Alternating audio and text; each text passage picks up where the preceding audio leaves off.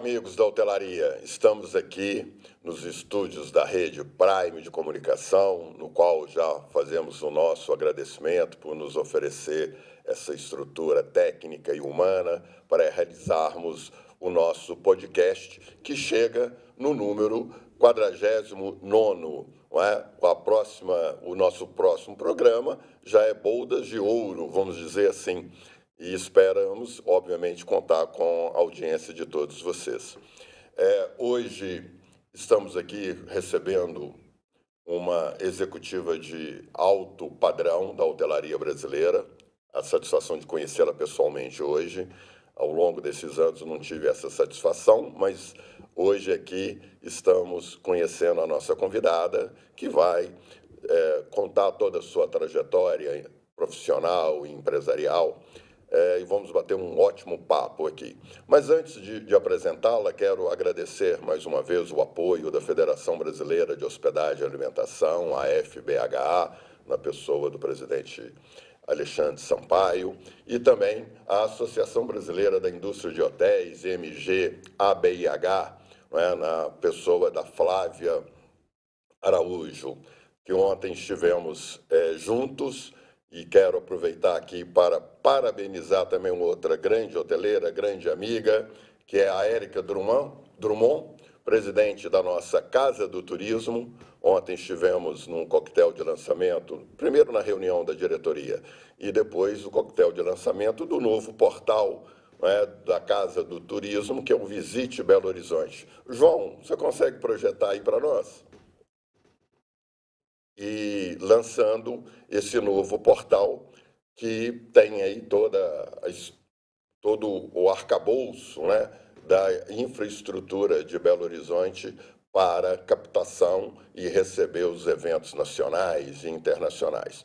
Então, parabenizar a Érica e toda a diretoria da Casa do Turismo e vamos continuar a trabalhar muito para Belo Horizonte ocupar o espaço que merecemos em termos do turismo de negócios para a nossa cidade, toda a região metropolitana de Belo Horizonte.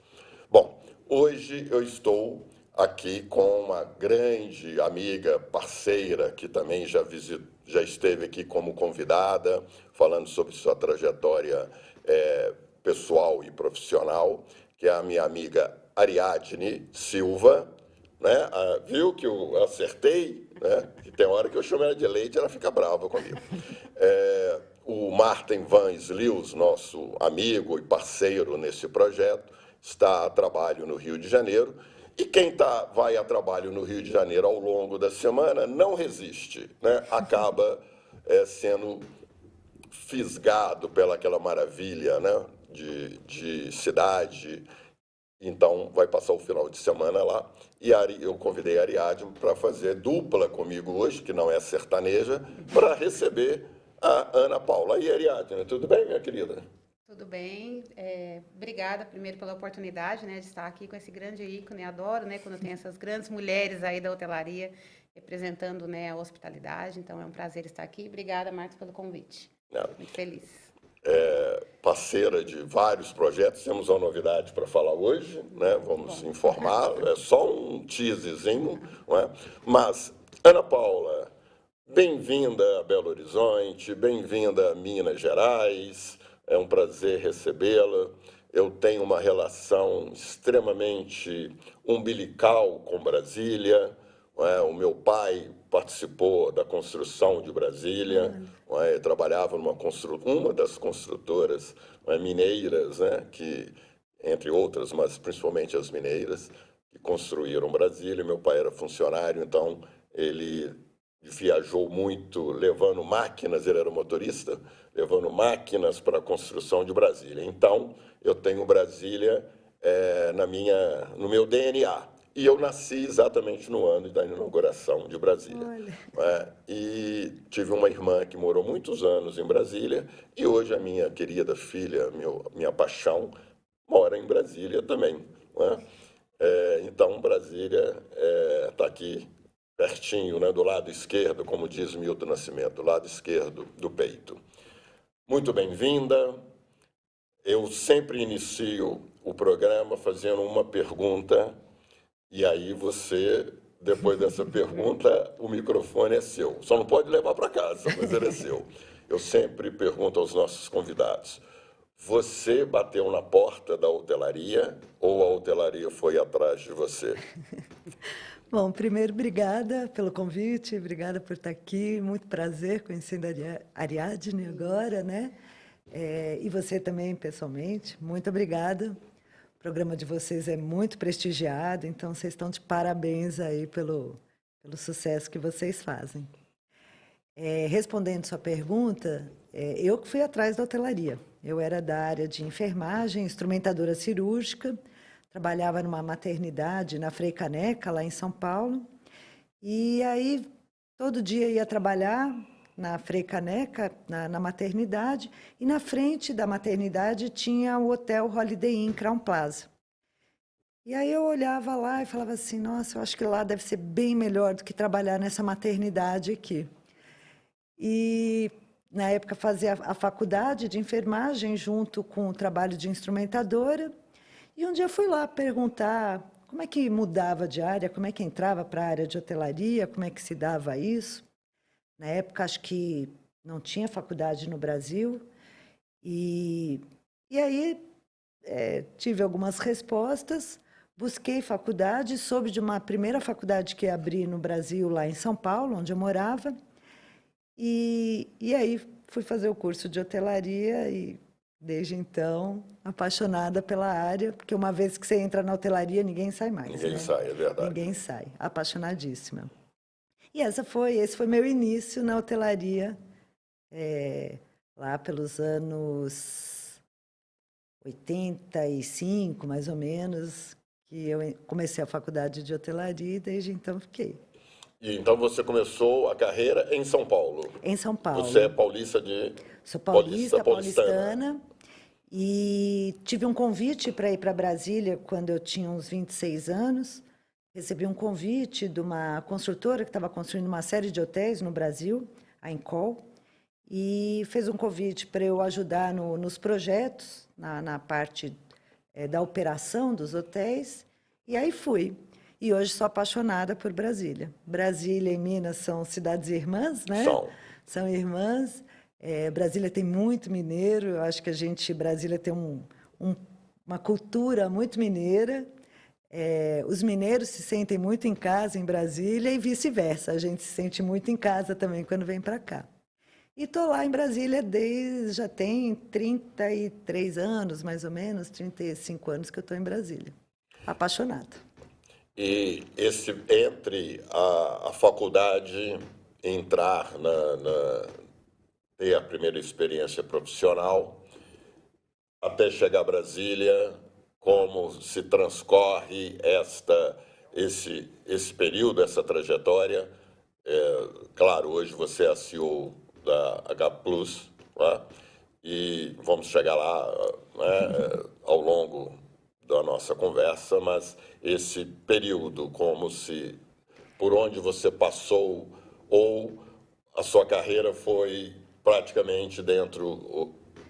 Não, fui migrando de áreas, né? Comecei na área de reservas, na central de reservas, depois fui para a área comercial, gerente de contas, depois área de eventos, recepção, aí que eu fui para a gerência operacional. Foi nesse momento que eu fui para Brasília.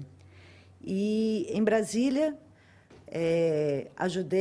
trabalhei na construtora dentro desses projetos hoteleiros, e num desses projetos, num dos hotéis, que foi na época o Metropolitan, quando ele ia inaugurar, eu me candidatei ao cargo de gerente geral do hotel.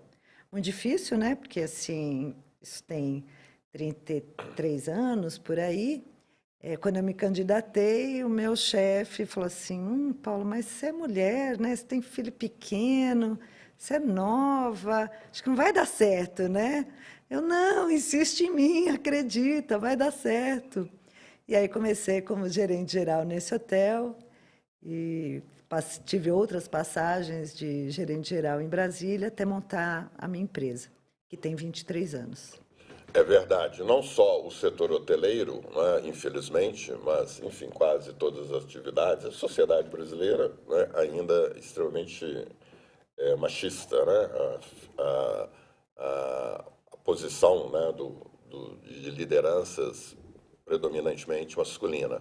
Claro que isso tem mudado nas últimas décadas. Hoje, claramente, a posição das mulheres na liderança na hotelaria é uma curva crescente. Não é? Aqui mesmo no nosso podcast é quase meio a meio, não é? O número de convidadas executivas, né? Dirigentes, CEOs da hotelaria. Então, isto tem mudado. E eu observo, eu tenho um feeling, quando eu entro num hotel, que eu não conheço aquele hotel, é a primeira vez ali do contato, ao entrar, eu consigo perceber que aquele hotel é administrado por uma mulher. Porque eu fui formado numa academia de hotelaria brasileira, talvez uma das maiores que esse país teve, a empresa ainda existe, claro, que é a Rede Otom. Então eu me formei dentro da Rede Otom e os detalhes, né, os meus mestres da hotelaria, Celso Morandi, César Viana, entre outros, focavam sempre em detalhes. E esse olhar, né, nos detalhes, a mulher tem muito mais apurado do que o homem. A gente sempre trabalha no macro, né? No todo, mas e esquecemos os pequenos detalhes, a sintonia fina, não é? E isto o universo feminino faz muito bem.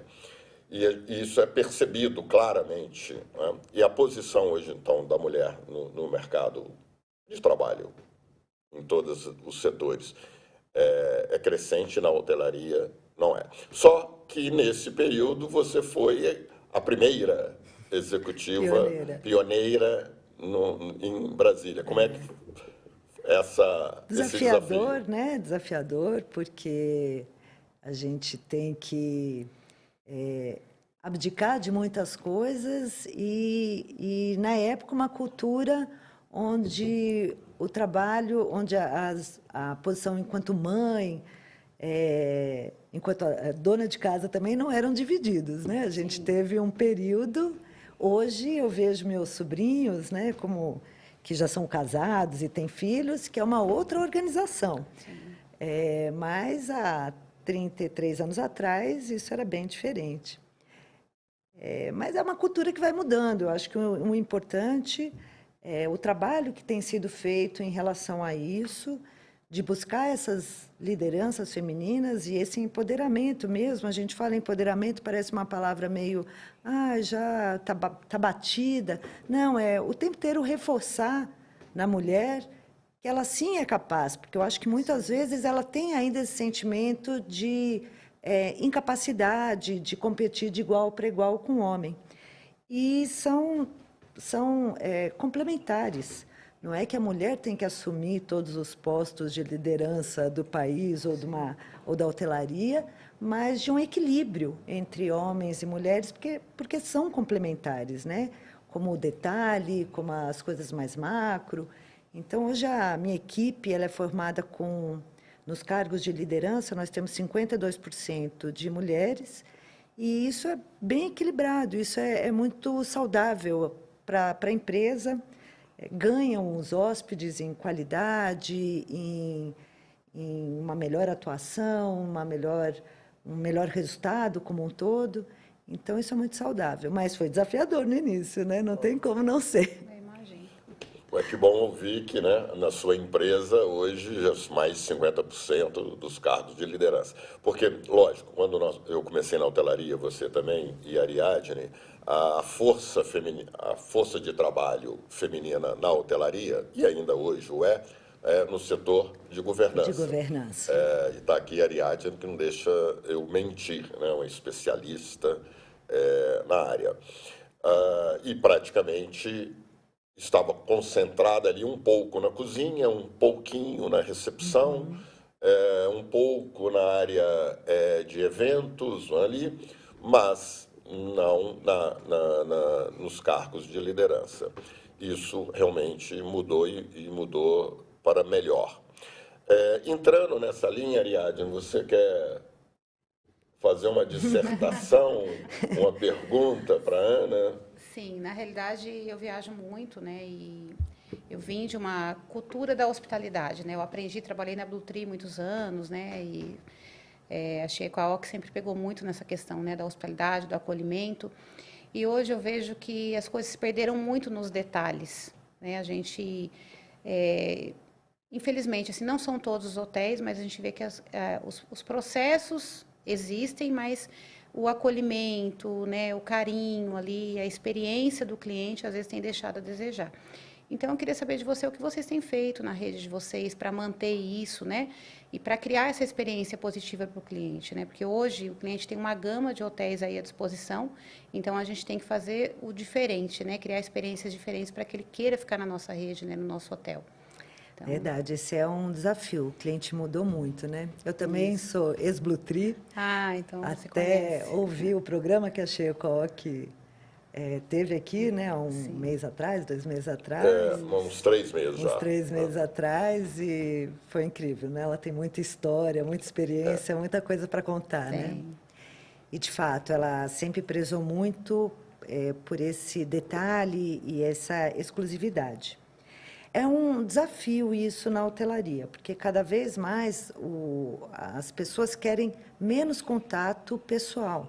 Então, cada vez mais o celular é da onde as pessoas querem resolver tudo. Sim. E não ter mais aquela proximidade que tinha na hotelaria tradicional, que a gente conheceu, onde tinha aquele contato do hóspede na recepção, aquela troca de informações e a oportunidade de você fazer a diferença na prestação de serviço. E cada vez mais eles querem ter o menor contato possível com as pessoas.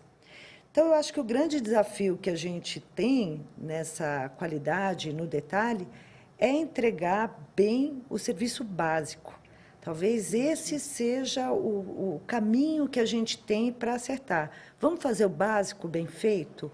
A cama boa, o chuveiro bom, o cheirinho bom. Vamos trabalhar os sentidos dele, né? Desse hóspede, dele se sentir acolhido porque tem uma música ambiente gostosa, tem um cheiro gostoso no quarto, no lobby, uma iluminação satisfatória. Então, talvez esse seja o caminho de buscar essa nova experiência dele, mas não necessariamente com esse contato pessoal. A gente tem falado até muito na parte de robôs, né, que fazem as entregas de room service, que fazem o check-in e até a limpeza dos apartamentos. Sim. Então, cada vez mais a gente está desgrudando o contato das pessoas com o hóspede. Então, quando ele chegar lá, ele tem que ser atendido em tudo, sem que ele perceba, talvez, né? O sentimento que ele vai levar de bem-estar e prazer, mas com o básico e com aquilo que você se propõe a fazer bem feito.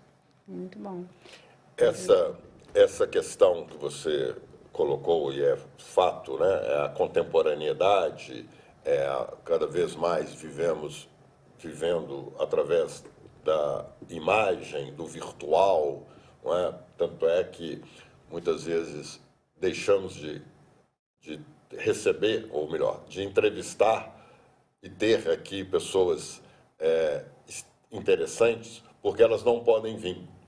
E nós não abrimos mão de ter o programa ao vivo e tete a tete. Não é? Vamos gravar virtual. Não. É diferente, né? De jeito nenhum.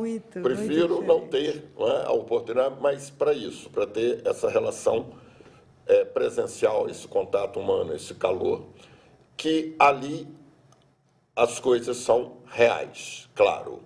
Ali, no presencial, nós percebemos as rugas, nós percebemos o olfato, nós sentimos o olfato, a gente tem o calor, não é? Ou a frieza, mas é o real. Ao fazer o básico, que é essencial em qualquer atividade produtiva, qualquer um que se propõe a entregar um produto a comercializar um produto, a produzir algo e a entrega de um serviço, que é o nosso caso da hotelaria, o básico tem de ser feito, o mínimo tem de ser atendido. Só que o mínimo, ele vira commodities. Não é? O bem fazer, ele vira commodities, porque a técnica é dominada. Não é? O homem, né, a humanidade existe para dominar e desenvolver técnica e aprimorar tudo que é inventado ou tudo que já existe. É da nossa natureza humana, o aperfeiçoamento técnico. Só que ele leva a commodities. Então, hoje, como trabalhar marca, como trabalhar posicionamento, sendo que está tudo igual, não é? Está tudo basicamente sendo entregue. Como criar relações de marca? Eu sempre vou, obviamente, trazer as minhas questões e as minhas percepções, óbvio. Então, eu me apaixonei pela hotelaria antes mesmo de ser um profissional da hotelaria. Porque a primeira vez que eu vi o Copacabana Palace, eu amei aquilo. E eu vi de fora. Demorou décadas para mim entrar lá dentro como profissional e conhecer aquilo. Mas eu li muito sobre a história do Brasil republicano, quase paralelo à história do Copacabana Palace. Então, ele fez parte de um período extremamente interessante da história brasileira, dos anos 20 em diante. Então, aquilo estava na minha cabeça, aquela referência estava na minha cabeça. E depois, obviamente, veio outras referências, como o próprio Belo Horizonte Hotel Palace. O Hotel Del Rey de Belo Horizonte, eu era criança. Eu saía do prédio Santa Marina, na Rua da Bahia, que eu ia passar o final de semana na casa da dona Nadir, e íamos passear no Parque Municipal. Por sinal, se você não conhece o Parque Municipal de Belo Horizonte, vá conhecer, que é uma maravilha. E nós íamos passear no parque. E para chegar no parque, passava-se pelo Hotel Del Rey, na Rua Goiás, com Augusto de Lima, que foi o primeiro, não o primeiro, mas um hotel da história de Belo Horizonte, nos anos 60, inaugurado em 1966, 67, da Rede Orsa. E eu passava e via o capitão porteiro. O capitão porteiro parecia que ele tinha 2 metros. Às vezes ele já tem 1,5 metro, sei lá, mas para criança tudo é muito grande. E eu ficava encantado com aquilo. E nunca vou esquecer, o carpete azul. Que parecia um mar, aquilo, de tão bonito que era. Então, essas referências de marca que vão sendo construídas, hoje, como ultrapassar essa realidade? Como marcas, a boa entrega básica, possa se transformar em posicionamento e percepção de mercado? Qual a sua opinião? Tudo isso vai mudando, né? Muito cíclico, né? Eu também tenho o Copacabana Palace como uma referência, um sonho. Eu também passava lá na porta e falava, nossa, que coisa linda. Demorou décadas também para eu poder me hospedar um dia, né? Foi um marco na minha história me hospedar no Copacabana Palace. E assim tem vários outros, né? Em São Paulo a gente tinha o Maxud, né? Que era assim a referência, ícone, né? um ícone. Isso tudo vai mudando, né? Chegam as bandeiras internacionais no mercado do Brasil, e aí elas vão deixando isso um pouco mais claro do que são hotéis econômicos, do que são hotéis luxo. Então, elas vão colocando isso, dando essa referência maior. E isso, as marcas nacionais também vão incorporando esse tipo de conceito que vem de fora, que vem com a Accor, que vem com marcas que já tinham um posicionamento diferente. Então, eu acho que hoje esse é o caminho mesmo, né, do que é cada bandeira e do que essa marca vai entregar em relação a serviços uma hotelaria de serviços econômicos, um hotel econômico, um hotel mid-scale, um hotel de luxo, né? Então, as marcas elas fazem esse papel dentro disso. Não é o fato de ser um hotel econômico não quer dizer que algumas coisas não deverão ser entregues. Que o ar-condicionado pode estar quebrado, não, ele não pode estar quebrado, né? Que o café da manhã tenha itens de qualidade ruim, não, ele vai ter o básico, mas tudo que tiver lá vai ser muito bom. Então, isso é importante e talvez exista um pouco de confusão em relação a isso, porque existem algumas bandeiras que falam assim, eu sou econômico, eu vou entregar uma coisa ruim. Não, o econômico não é ruim. Ele vai ter menos luxo, ele vai ter uma decoração mais espartana, mas, no entanto, ele vai entregar qualidade em tudo aquilo que eles propõem entregar. Então, acho que essa é o caminho e o que a gente está trabalhando de forma diferente nos últimos, talvez, 15 anos de hotelaria. Não é tão recente, mas isso realmente enraizou talvez há 15, 20 anos com as bandeiras internacionais. Concordo plenamente com você que talvez a maior contribuição na minha percepção da internacionalização da hotelaria brasileira, ou seja, da chegada, obviamente, das grandes redes internacionais, foi na contribuição na área econômica. Os produtos chamados econômicos, essa mudança de percepção que para a sociedade brasileira, por ser uma sociedade elitista, não é? Ela considera que tudo que é popular tem de ser ruim, ou é ruim, não é? Que o público tem de ser mal cuidado, porque é público, Exato. E o privado que é bom. Não, ambos são bons ou são ruins, depende de como você faz a gestão. Mas essa percepção do brasileiro médio, da sociedade brasileira, de o que é popular e o que é econômico para aquele que não pode comprar, e aquele que não pode comprar, ele merece o pior. Isso a gente vê claramente na hotelaria independente brasileira, não é? E principalmente no interior, nas capitais ainda assim também, mas hoje muito mais depurado, né? Muito mais qualificado, mas ainda pelo interior do Brasil você vê claramente esse desleixo por se oferecer algo básico. E você falou muito bem, o básico tem que ser entregue. Não é? O básico é o mínimo que se deva ser entregue a alguém que paga por aquilo. Então, essa mudança realmente tem de agradecer, né, essa cultura que veio e que hoje faz com que a hotelaria independente se movimente. Sim. Ela tem de se posicionar, porque senão ela perde mercado, como em alguns destinos vem perdendo de forma muito veloz. Então, isso realmente é o caminho. O outro lado, na sua fala, a questão da humanização, ou seja, do contato humano, né?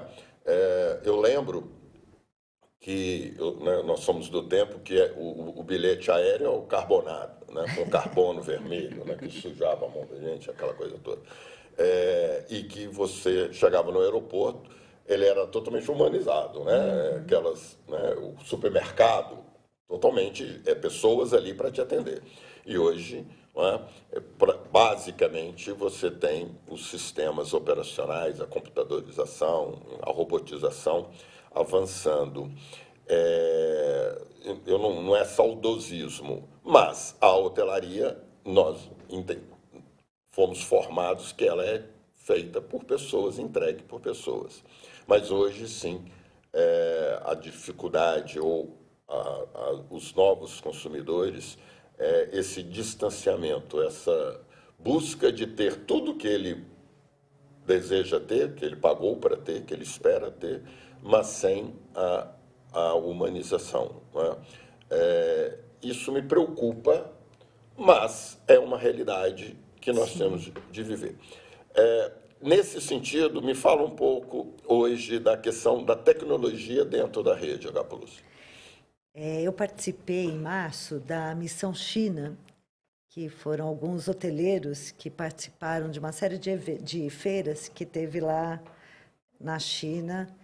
E nós ficamos 15 dias lá em visitas técnicas, visitas em empresas da área de tecnologia, e foi super rico isso daí, né?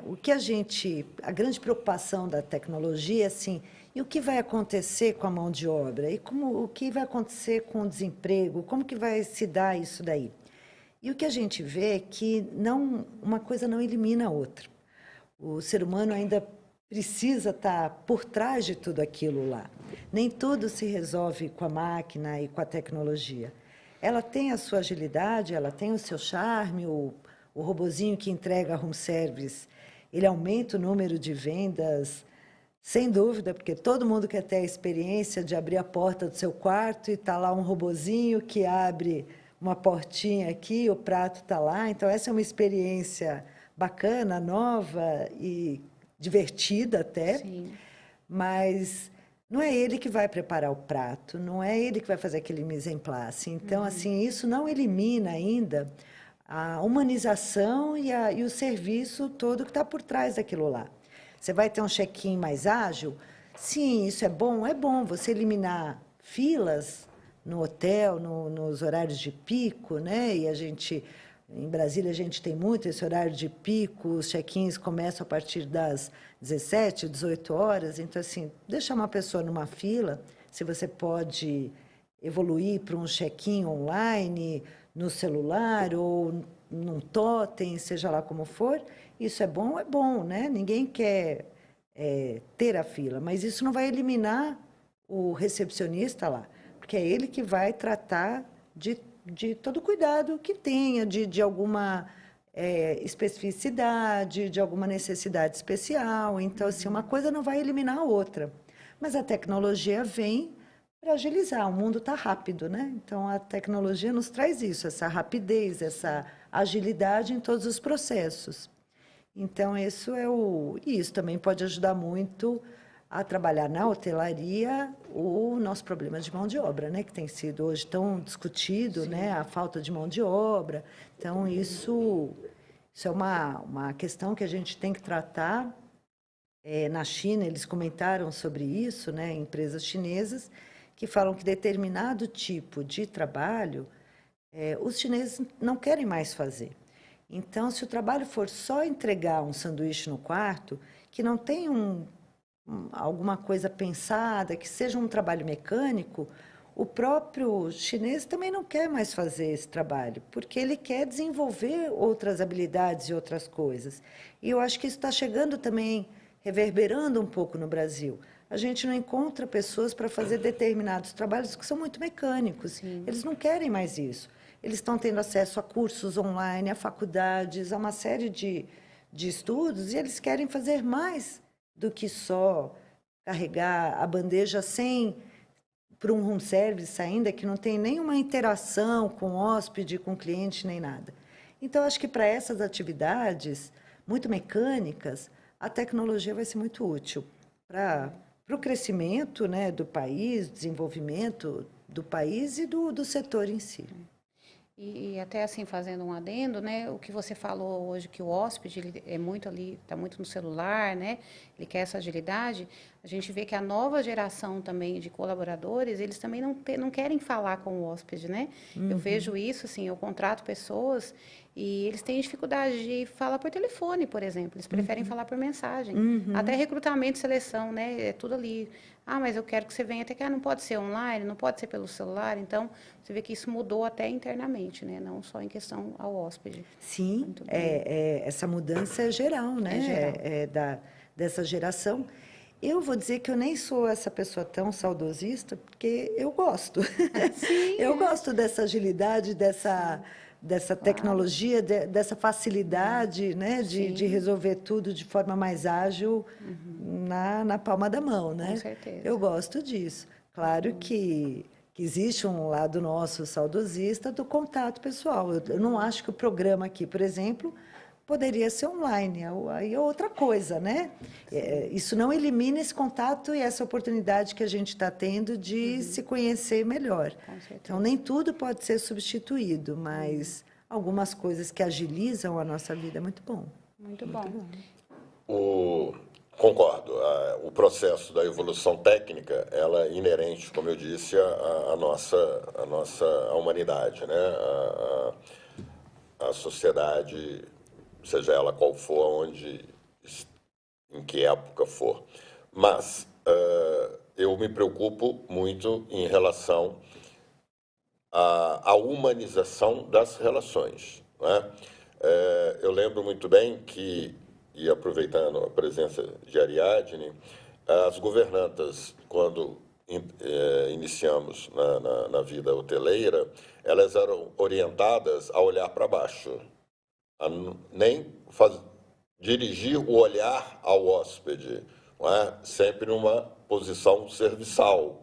Não é a mesma coisa com o garçom, a técnica ali do atendimento, da montagem de uma mesa, da retirada, o que for, mas sempre de uma maneira, não é?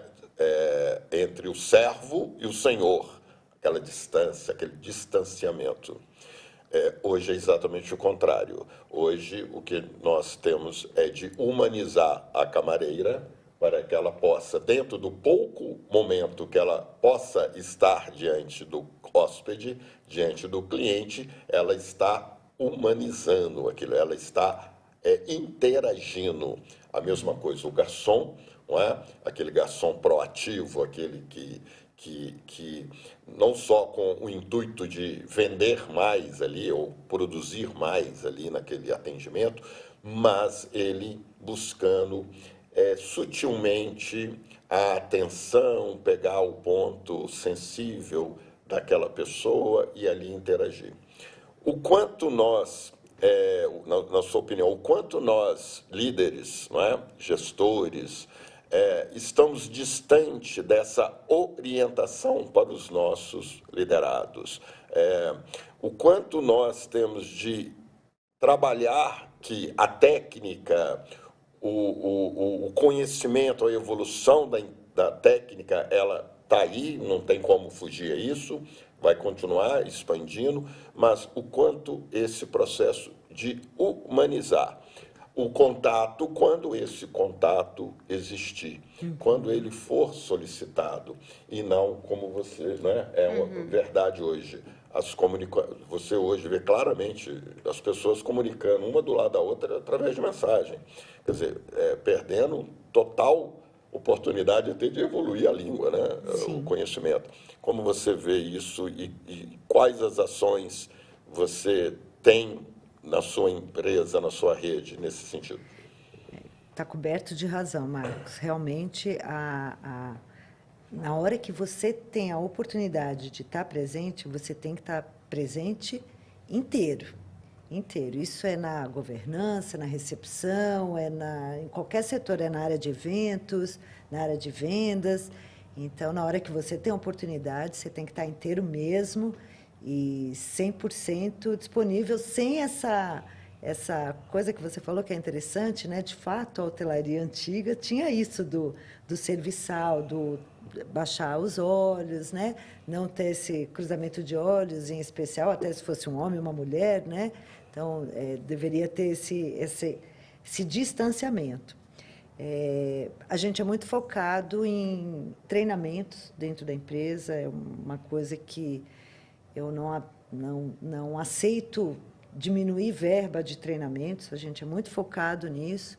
Brigo com os departamentos quando eles não estão treinando, tem a verba, o orçamento prevê isso para todo mês ter um grupo, uma equipe treinando, e eu não abro mão que isso aconteça de fato mensalmente. E isso a gente reforça muito, né? Eu acho que a oportunidade que a gente tem com o cliente está exatamente nesse momento de interação com ele. E esse realmente você não pode perder. Isso faz toda a diferença nos serviços, né? No retorno. Hoje em Brasília, existe um índice chamado IRO, que é o Índice de Reputação Online. E hoje os nossos hotéis em Brasília são os melhores avaliados nesse IRO. E ele não conta só com a nota que o cliente dá nas OTAs ou nos seus, ou até no próprio Google, mas também na resposta que o hotel dá para aquele cliente. Então, a nota que ele dá, com mais o retorno que o hotel dá e a quantidade de avaliações, é que sobem o seu IRO. E hoje, em Brasília, nós somos os melhores avaliados no IRO de toda a hotelaria que está lá. E são várias grandes redes e vários grandes hotéis que estão lá. Isso mostra que o cliente quer a resposta. Quando ele faz a reclamação, seja online, ele quer um retorno, ele não quer uma resposta automática, feita por IA. Ele quer uma resposta humanizada, né? É uma oportunidade, ainda que talvez eu não consiga ter o contato visual com ele, mas ele quer uma resposta humanizada daquilo que ele colocou, né? Aquilo é importante ele ser ouvido. Então, isso ainda não eliminou. As respostas automáticas e a tecnologia não inviabilizam e não eliminam de forma alguma esse contato pessoal e essa oportunidade que a gente tem com o hóspede, né? Isso tem que estar sempre na nossa mira. Muito bom. E aproveitando, Marcos, podemos falar sobre o que vocês têm feito para a retenção de talentos, né, com todo esse momento que a gente está vivendo, questão do turnover, tudo, a gente até comentou um pouquinho, né, antes de iniciar.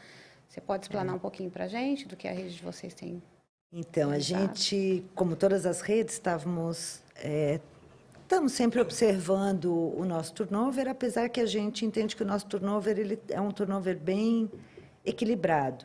Hoje ele está em torno de 42%, pouco 3,3% por mês, que a gente entende que é um turnover ok dentro da hotelaria e também dentro do mercado nacional. Mas a gente também busca, o ideal é o 0 ou 1%, né? Com certeza. A gente sempre busca melhorar esse índice. Então, uma coisa que a gente fez nesse mês de julho, e divulgamos semana passada para toda a equipe, foi a eliminação do 6x1, a escala 6x1. Uma escala muito debatida ao longo dos últimos meses. É possível que ela vire lei, né? A proibição da escala 6x1, é possível, não sei se isso vai acontecer ou não, mas quando esse debate da sociedade veio à tona, a gente internamente começou a se perguntar, gente, nós estamos errando. Não se trata só da rotatividade ou o fato da gente ter o turnover equilibrado. Se trata da qualidade de vida da nossa equipe. Sim. Então, é isso que a gente tem que ter olhar. Talvez a gente não pague o salário que a gente gostaria de pagar por N razões e circunstâncias, mas se a gente tem a oportunidade de dar mais qualidade de vida para os nossos colaboradores, é isso que a gente tem que focar. Então, fizemos uma série de estudos internos na empresa.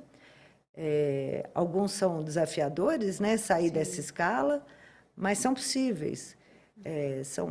E não necessariamente nos estudos que a gente fez vai custar mais caro. Isso que é interessante nesses estudos. Sim.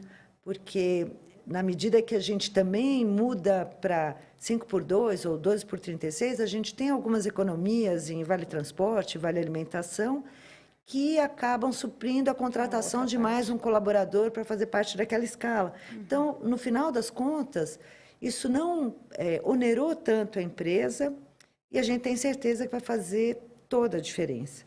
Então, a partir do mês que vem, ninguém mais nos nossos hotéis, e a gente tem quase 900 colaboradores, vai trabalhar na escala 6x1.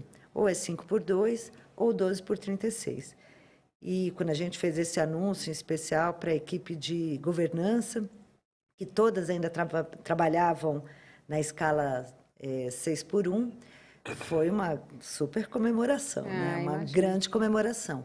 Faz toda a diferença você ter 2 dias de descanso. Faz toda a diferença. Sim. Ainda mais que a gente sabe que as mulheres ainda têm o turno em casa, Sim. e cuidados com os filhos, e comida, e um mercado, e um monte de coisa. Então, assim, ter um dia para fazer isso e ainda ter mais um dia para simplesmente descansar, faz toda a diferença na vida delas. Então, eu fiquei muito feliz com esse anúncio que a gente fez semana passada e estou muito orgulhosa de sair na frente nisso daí. Com certeza, saiu bem na frente, porque tem muitos hotéis, né, testando, tentando validar, mas ainda não decidiram. Então, parabéns aí, né, que seja um sucesso aí essa nova empreitada para vocês. Obrigada, a gente está bem contente com isso e estamos acreditando que isso vai fazer diferença na entrega, né? Sim. Na entrega da equipe.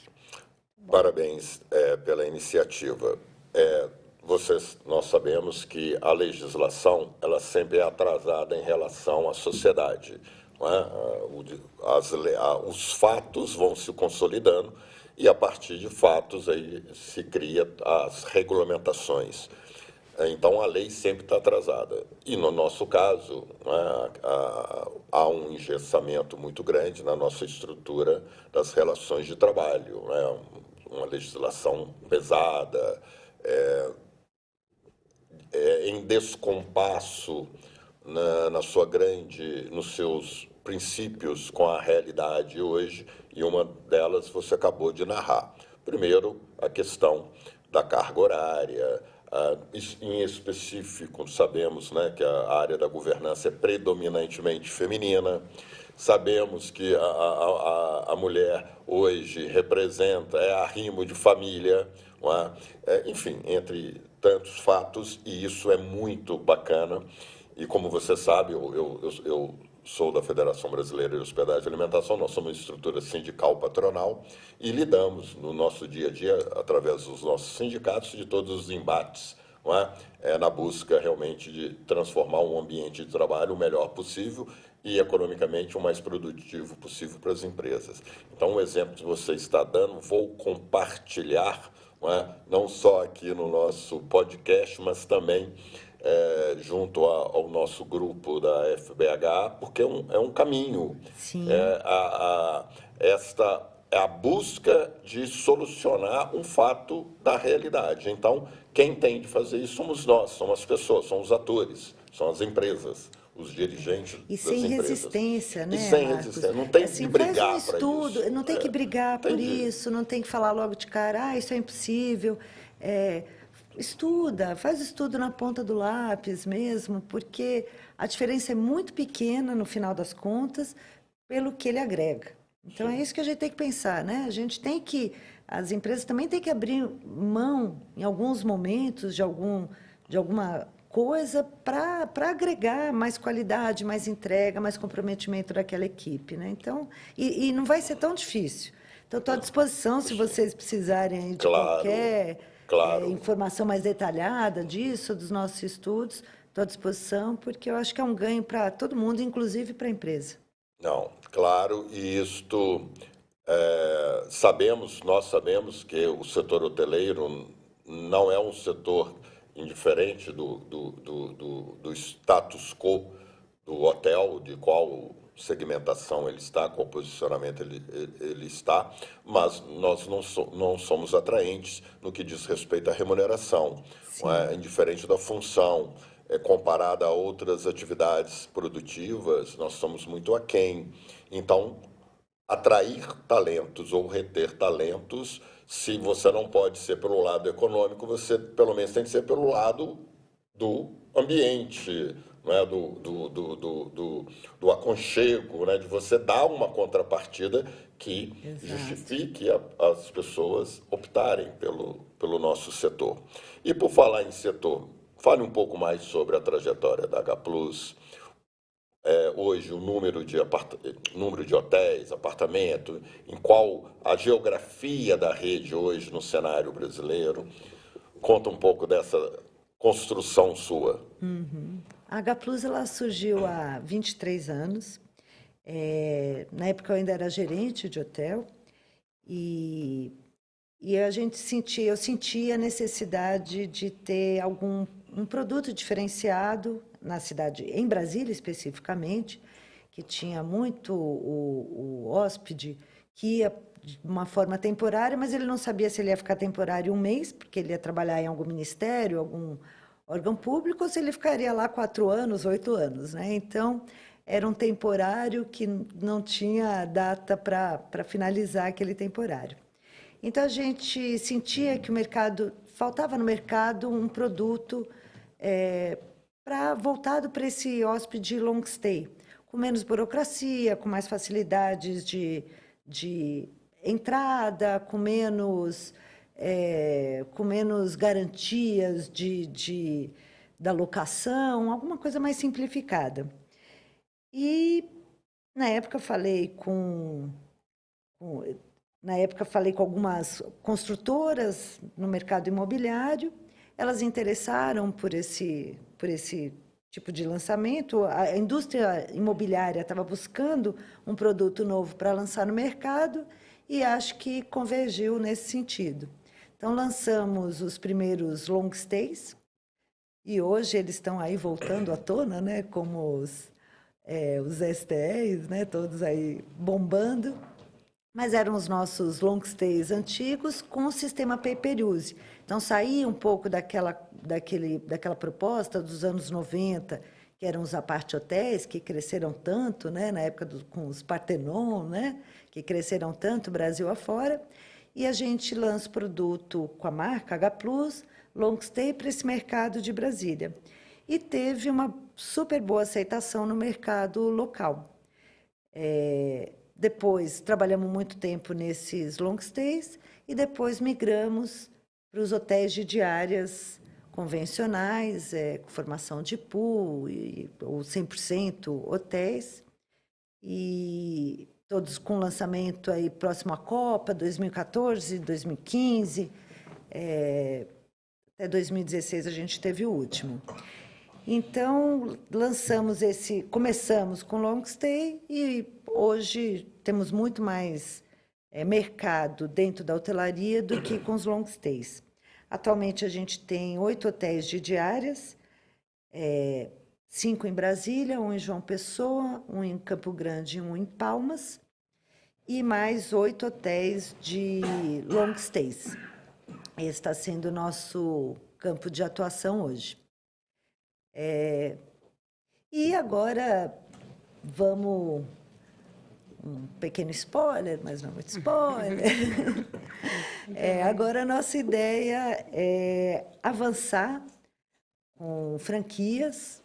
Com uma franquia, estamos quase fechados, só não vou falar exatamente agora aqui, porque ainda não está com aquela última assinaturazinha da caneta, mas estamos em 90%, de trabalho com franquia, com uma rede internacional, e expandir dessa forma, através da franquia. Estamos acreditando fortemente nesse mercado agora. Ah, que legal, legal. Então, agora vocês têm a intenção de expandir para outros estados, outras cidades também? Sim, eu acho que agora com a parceria, com essa bandeira internacional e com essa franquia, a gente vai sair mais desse mercado de Brasília, que está muito concentrado em Brasília, e vamos crescer para outras cidades, para o mercado do Brasil. Nossa ideia é focar em Centro-Oeste e Nordeste. Ah, que legal. Até para um mercado que a gente vê que tem mais possibilidade e mais carente, talvez, de uma rede mais forte no mercado, uma rede com mais conhecimento e que faça uma entrega um pouco mais Qualidade, de né? qualidade, exatamente, de qualidade. Na sua estrutura, você não tem ativos, só Não. administração. Não tenho ativo, só administração. Acho que esse é o diferencial da H+, né? A grande maioria começa com próprios ativos e depois ela migra para a administração de outros hotéis. Então, a gente foi mesmo na raça, arregaçando a manga, batendo de porta em porta, eu e meu sócio, eu tenho um sócio na empresa, para trazer esses contratos para dentro. Nessa expansão, Brasil afora, Minas não faz parte dos seus planos? Meu sonho de consumo, Minas, né? Com certeza. Maior seria de muita... A nossa maior vontade é crescer para esse mercado do Sudeste. Claro que as portas estão abertas, né? Mas a gente sabe que é um mercado que tem uma concorrência grande, né? Então, queremos sim estou à disposição. Ó, que bom. Aí, Eu ó, vou olhar pessoal, para a câmera, povo de Minas. tô aqui. Lembre da H+, hein? O mercado de Brasília é um mercado muito específico, né? Óbvio, né? Pelo aspecto de estar ali concentrado, né? Toda a base da administração pública brasileira, nas suas 3 frentes, né? Executivo, legislativo, judiciário. Enfim, é uma cidade que a maior parte dos brasileiros está acostumado a vê-la pelo noticiário televisivo, né? Do dia a dia. É difícil você sintonizar em qualquer canal jornalístico que não venha a pauta pública e, consequentemente, Brasília. Então, essa relação do brasileiro médio com Brasília é de uma distância absurda, até porque ela está geograficamente no epicentro do Brasil, né? Geograficamente e, obviamente, politicamente. Então, tem essa particularidade daquela famosa sazonalidade do mundo público, né? Da dinâmica, né? Dos principais atores e principais ação que a cidade oferece, que é essa relação de todo o Brasil com o Estado brasileiro, que tem de ir a Brasília. Como se posicionar nessa onda, analogia. Não pelo fato que eu, como eu disse, ter relações afetivas com Brasília pessoalmente, já dito aqui, mas Brasília, para mim, é um destino turístico. É um destino turístico, é um patrimônio da humanidade. É reconhecido no mundo inteiro essa obra de arte, né, construída no Planalto Central. Infelizmente, o brasileiro médio não vê Brasília como um destino. A ida lá, raríssima vez, a ida com a busca de conhecer aquele patrimônio arquitetônico, urbanístico, único no mundo. O trade, o receptivo brasiliense, você faz parte desse receptivo, no caso, né, com a rede hoteleira, vem trabalhando para esse estigma ser combatido. Eu acho que já foi muito pior. Brasília, realmente, quando eu cheguei em Brasília, comecei a trabalhar com hotelaria, e eu vinha de São Paulo, que era um mercado mais estável, né, nesse sentido, Brasília era muito mais sazonal. E isso veio modificando ao longo dos anos. Eu acho que esse foi o que a pandemia nos deixou de positivo, que foi esse olhar interno para o Brasil, né? Foi um momento que todo mundo que queria viajar só podia viajar internamente. Então, várias praças que eram desconhecidas do brasileiro passaram a ser conhecidas. João Pessoa, a gente sentiu assim no período não exatamente no início da pandemia, claro, né? Mas assim quando as coisas começaram a flexibilizar um pouco, João Pessoa estourou. E o destino João Pessoa continua forte até hoje.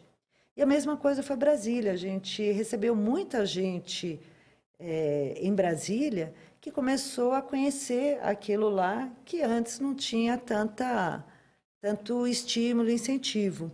Brasília hoje está muito diferente nessa parte de sazonalidade. Hoje, por exemplo, nós estamos no mês de julho, que é um mês fraco para Brasília, e eu estou esse final de semana com os hotéis todos lotados, 100% de ocupação, com um evento que tem uma vez por ano lá, chamado Capital Moto Week. Então, vão pessoas do Brasil todo para Brasília, são 2 finais de semana de shows e eventos e encontro deles, e que lota a cidade. E muitos shows também, jogos de futebol, que vão para Brasília e que movimentam muito a cidade, porque daí não é só as pessoas de Brasília que vão, mas pessoas do entorno de Brasília que acabam indo para a cidade para ir naquele show, para assistir aquele jogo de futebol do seu time de coração, que certamente não é de Brasília, né? Ou ele é de Minas, ou ele é de São Paulo, ou ele é do Rio. Então, acabam indo para lá. Então, hoje isso mudou muito. Nossos hotéis eles têm uma ocupação média ano de 70%. É um índice altíssimo. Alto, muito alto. Um índice muito alto. E graças a esses eventos que a cidade tem trabalhado. Então, mudou bastante essa percepção esse sofrimento da sazonalidade, mudou bastante lá nos últimos tempos em Brasília. E em relação, óbvio, isso é percebido claramente, a entrada, né, das grandes redes internacionais e redes nacionais, como é o seu caso, mas Brasília, originariamente, a hotelaria era independente, não é? Hotéis, empreendimentos independentes. Não é? Eu lembro, né, a primeira vez que eu entrei no Hotel Nacional, né, na Rede Orça, aquele painel que tem, né, na recepção, aquele hotel é uma coisa assim excepcional. Mas essa hotelaria independente, ela veio patinando, não é? Ela veio perdendo mercado, posicionamento, não só em Brasília, Belo Horizonte, etc. Como você vê essa possibilidade de expansão da rede através exatamente de aquisição de ativos, não a aquisição do ativo, mas a gestão de ativos independentes que vão perder na competitividade exatamente pelo fato de ser único. E hoje é muito difícil você sobreviver a um mercado que é um mercado que vai se expandindo através de rede. A rede alimenta a rede e a rede expande a rede. Eu acho que o maior... Você tem essas oportunidades lá, vislumbra isso? Eu acho que o maior problema do hotel independente é a parte de vendas, a área comercial. Então, eles estão fadados a acabar.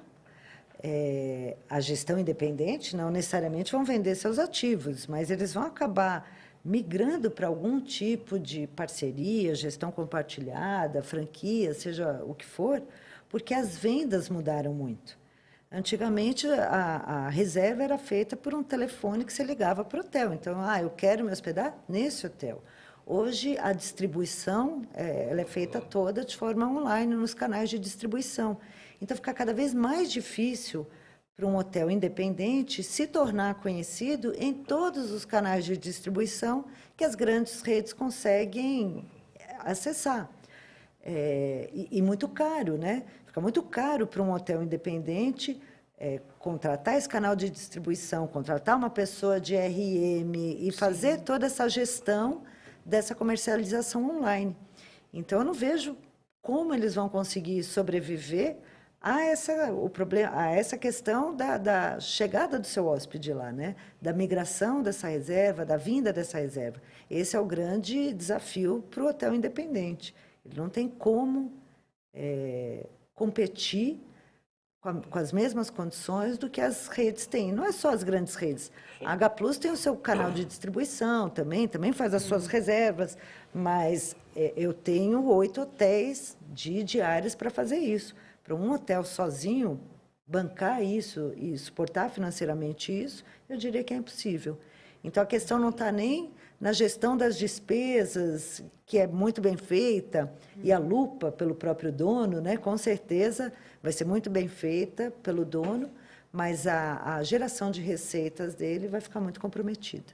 E você vê nisso uma oportunidade de mercado, de expansão, porque pelo que você descreveu, a estrutura da rede foi em cima do investimento imobiliário, não é?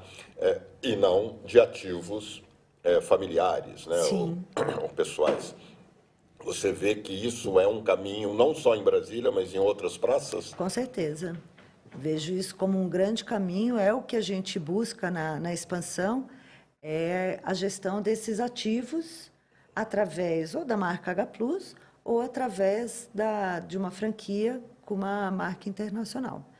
Esse é o caminho da expansão que a gente trilhou. A gente começou a trilhar esse caminho o ano passado, com a contratação de uma consultoria. Esse ano estamos com outra consultoria também nessa área de desenvolvimento, e o caminho que a gente trilhou é exatamente esse.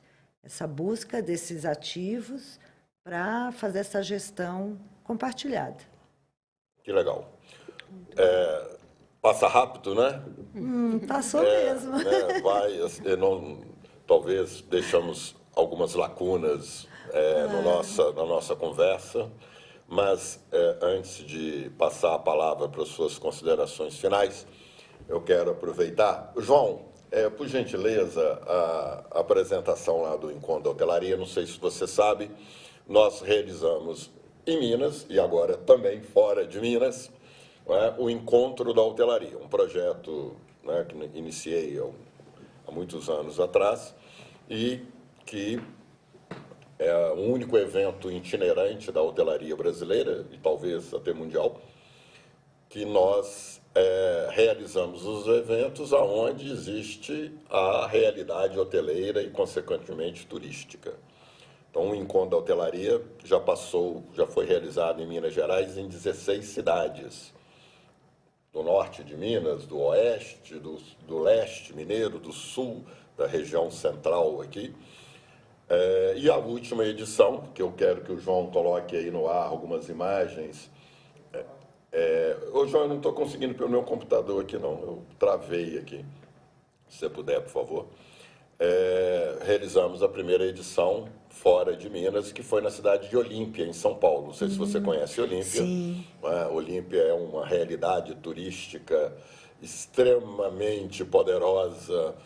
Hoje, o segundo maior parque hoteleiro do estado de São Paulo, quer dizer, um tráfego turístico regional, né, impressionante, né, que 90% do hóspede, do turista que vai a Olímpia é paulista, né? Sim. Completado ali com um pouco de mineiro, um pouco de goiano, um pouco de paranaense, mas a grande massa é o turismo interno. Então, nós fizemos lá nos dias, até esqueci a data. 26 a 28 de junho. 26 a 28. De 26 a 28 de junho, a edição Olímpia. Nosso pessoal está vendo aí nas imagens.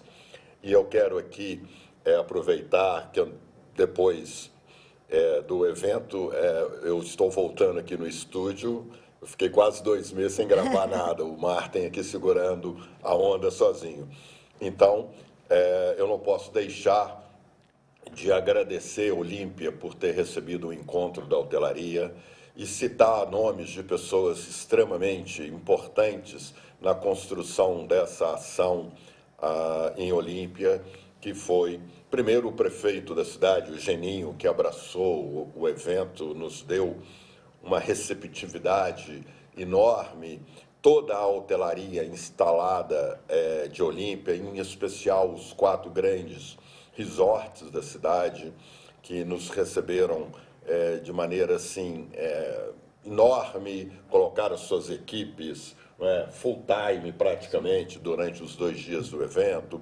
Então, agradecer a Enjoy, na pessoa do Alexandre Zubaran, que responsável praticamente por levar esse projeto, de bater na minha cabeça ou marcar um tempo para fazer o encontro lá, e foi através dele que eu chego à Olímpia. Agradecer toda a equipe também da rede Hot Beach, do Windham e do Olympia Park, todos os atrativos das cidades também, os parques aquáticos, os parques temáticos, que abraçaram o evento, e eu sou muito grato a todos vocês.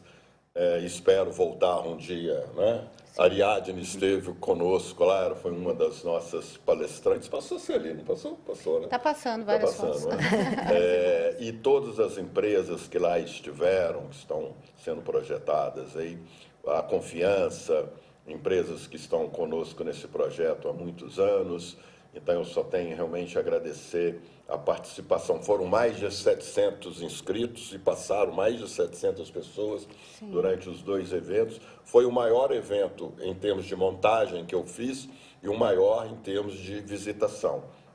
Então, a todos, a toda a comunidade hoteleira de Olímpia, turística, o receptivo, em meu nome e em nome da Federação Brasileira de Hospedagem e Alimentação, agradecemos e acreditamos ter entregue um bom produto. Levamos realmente pessoas de altíssimo nível para compartilhar o seu saber, o seu conhecimento, para levar informação, inovação. Então, cumprimos mais uma vez com essa 23ª edição e já 24ª, né? 24ª. E já estamos trabalhando para o início da 25ª edição em algumas cidades do Brasil, ainda não sei qual, quer dizer, já tem uma suspeita. Já tem suspeita? Já tem uma suspeita, claro, né? Mas em algumas cidades do Brasil, de Minas Gerais, São Paulo, enfim, vai sediar a 26ª 25ª edição. E quero aproveitar, já fica aqui, todos que sentam nessa cadeira, uma boa parte, vem conosco também nesse projeto. Vai ser um prazer. Vou provocá-la, vou convidá-la para participar, levar a sua experiência, o seu conhecimento, a trajetória virtuosa da rede H+, né? que você está à frente. Então, isso é muito importante. Então, o projeto, o Encontro da Hotelaria e o podcast, eles se misturam exatamente com o intuito de valorização do nosso setor, dos nossos atores, que fazem essa atividade econômica tão importante para o nosso país. E também soltar aqui um teaserzinho, um spoiler. Ô, João, põe aquele vem aí, por favor. E vem aí o encontro das governantas e camareiras. O encontro da hotelaria tem 2 filhos, que é o encontro das governantas e camareiras e o encontro dos concierges e recepcionistas. Tem anos que eu faço intercalado um encontro da hotelaria com um encontro ou de governantas ou de recepcionistas. E nós, esse ano, em novembro, não vou falar ainda o local, porque falta assinar o contrato, mas já sabemos qual cidade será, em Minas Gerais, o encontro das governantas e camareiras. E a Ariadne é a nossa curadora deste evento, minha parceira na construção do conteúdo. Fizemos uma edição, a última edição foi em 2019, lá na cidade de Barbacena, no Gorogotó Senac, a primeira escola de hotelaria da América Latina, que ficou fechada um períodozinho, o hotel, agora voltou, que é administrado pela FEComércio de Minas Gerais. Então, é um grande patrimônio que Minas Gerais tem, que é o Senac Gorogotó. Então, fizemos essa edição lá em 2019 e que foi realmente maravilhosa. E vamos voltar agora esse ano com a 2ª edição.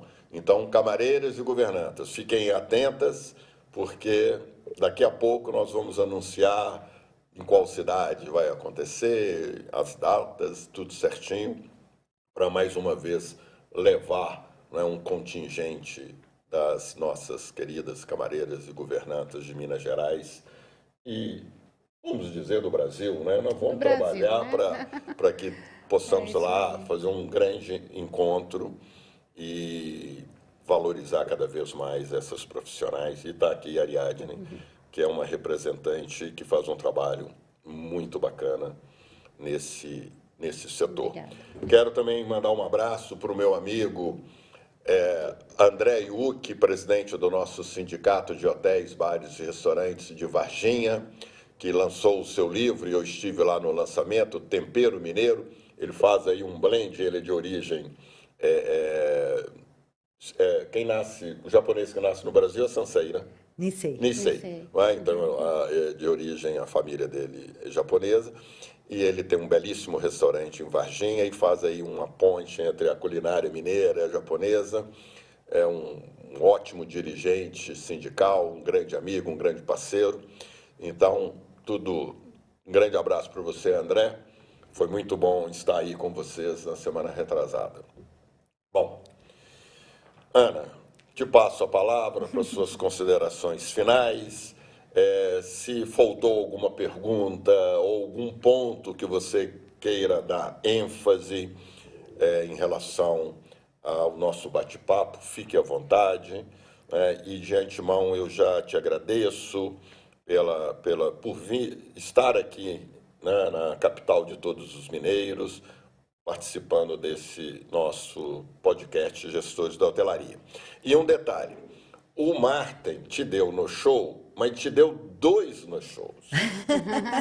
Porque é tradição nossa, não é, presentear todos os nossos convidados com uma caneca do nosso podcast. E nós brindamos sempre no início do programa. Nem o brinde eu fiz, porque sem a caneca não fica dentro da nossa história. O Martin levou a sua caneca para passear no Rio de Janeiro. Gente. Ela está lá em alguma praia. Olha, será Marcos, enviada, eu né? ia cobrar isso, Entendeu? porque Tá eu lá. vi isso em outros programas, Ela tá e eu lá. queria saber por que eu não ganhei a Eu minha virei pro caneca. Martin, tudo bem, você não está aqui, mas e a caneca? E a minha Marcos caneca? Valério, eu trouxe Ele a vai caneca. ter que tá no levar carro. em mãos Já lá em mandou. Brasília. Vai levar em mãos a sua caneca personalizada. Personalizada. Não é para você colocar lá, usar, né? E lembrar aqui das nossas Minas Gerais. Então, muito obrigado. Suas considerações. Mas- Posso Claro, deixar uma lógico. perguntinha para você responder nesse encerramento? Claro. Eu acho muito importante a gente inspirar as outras pessoas que estão, às vezes, iniciando a sua trajetória na hotelaria, né? Então, nesse encerramento, se você puder contribuir também, o que você deixa aí de legado, de que forma você inspira os seus colaboradores a crescerem, né? Porque eu acho que todo mundo já se inspirou em alguém um dia, né? Eu me inspirei em vários gestores que eu tive, me inspirei na Maria José, quando eu via ela palestrando, eu tinha aquele sonho também de palestrar, né? Então, também, se você puder contribuir com isso, né? Deixando essa inspiração aí para quem está chegando agora. Obrigada até por me ver dessa forma. Sim. Obrigada por participar aqui do programa, vocês são uma simpatia e foi um prazer estar aqui.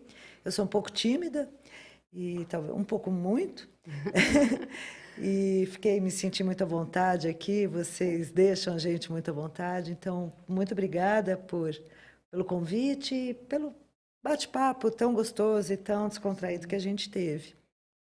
Eu acho que essa inspiração não tem como fugir muito de inspirar mulheres, né? Eu acho que não só hoteleiros, de uma forma geral, mas mulheres. Eu vejo, sim, que a minha equipe se inspira muito em mim, até porque eu também não abri mão de ser mãe, eu sou mãe de 3 filhos,